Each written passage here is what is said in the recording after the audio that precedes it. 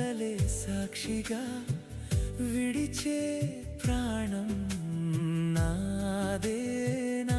ఉన్నోడికి కష్టం వచ్చినప్పుడు స్వామి ఏమిగానోడే సుట్టమాయన స్వామి, లేనోడికి కష్టం వస్తే చాలు స్వామి అయిన వాళ్ళు కూడా దూరమైతున్నారే. పైసలుంటేనే